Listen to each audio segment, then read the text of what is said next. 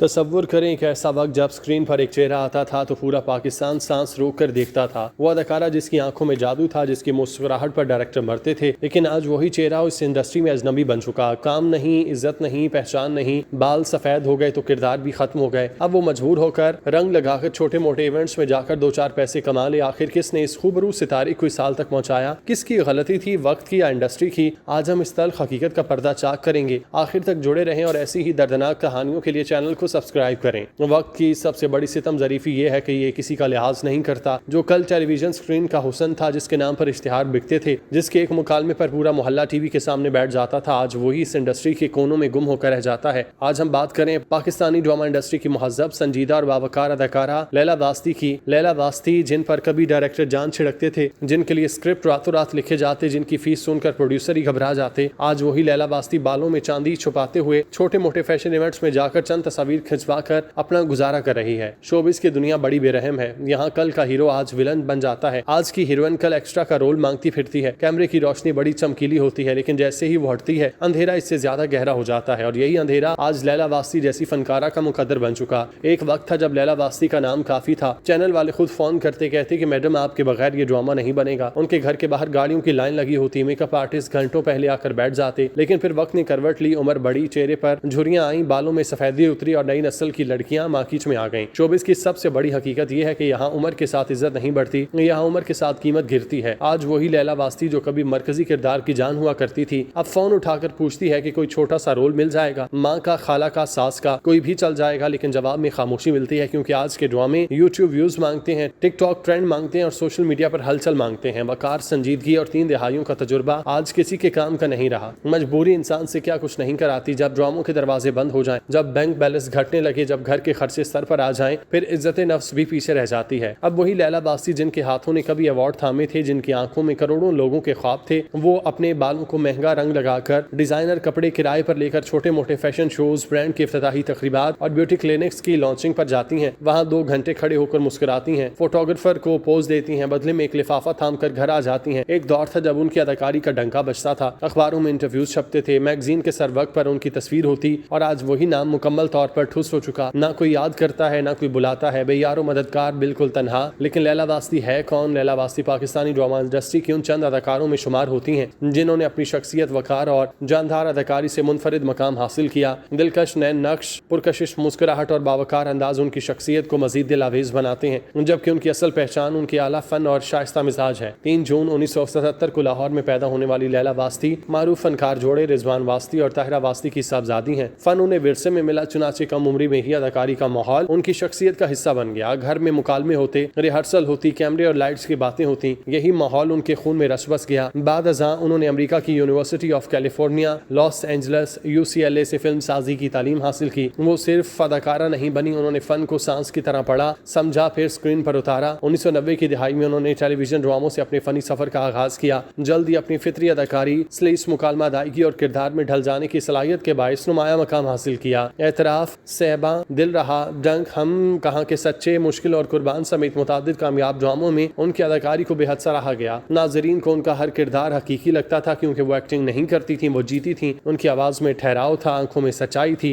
लहजे में अपनायत थी, जो आजकल की अदाकाराओं में नायाब है। लैला वास्ती ने हमेशा शोहरत से ज्यादा काम को अहमियत दी। वो गैर जरूरी तशहीर, तनाज़ात और स्कैंडल से दूर रही, इसीलिए उनका नाम किसी नुमाया मुआशरे से मुंसलिक नहीं किया जाता। जब पूरी इंडस्ट्री सोशल मीडिया पर अपनी जाती जिंदगी बेच रही थी, तब लैला वास्ती ने पर्दा करना पसंद किया। निजी जिंदगी में उन्होंने फहद रहमानी से शादी की, उनकी एक बेटी है। वो अपनी खानदानी जिंदगी को मीडिया की चकाचौंध से दूर रखना पसंद करती हैं। वो जानती थी कि असल इज्जत शोर में नहीं, खामोशी में है। आज भी लैला वास्ती पाकिस्तानी ड्रामा इंडस्ट्री में बावकार, मोतबर नाम समझी जाती हैं। 3 दहाइयों पर मुहित उनका फनी सफर इस हकीकत का आईनादार है कि असल शोहरत हुस्न से नहीं, बल्कि किरदार, वकार, मुसलसल मेहनत, उम्दा फन से हासिल होती है। और लैला वास्ती इस रिवायत की खूबसूरत नुमाइंदा है। लेकिन यहाँ आकर दिल दुखता है, क्योंकि आज की इंडस्ट्री को वकार नहीं चाहिए। आज की इंडस्ट्री को वो लड़कियां चाहिए जो हर हफ्ते नई वीडियो डालें, जो कंट्रोवर्सी पैदा करें, जो बॉडी दिखाएं। लैला वास्ती जैसी संजीदा फनकारा के लिए अब जगह बहुत कम रह गई, इसलिए आप उन्हें पहले जितना नहीं देखते। अब वो बड़े प्रोजेक्ट का हिस्सा कम बनती हैं। अगर बनती हैं तो वो किरदार जो 2-4 किस्तों पर खत्म हो जाए। माँ का रोल, बड़ी बहन का, उस्ताद का रोल, मरकजी किरदार का ख्वाब अब ख्वाब रह गया।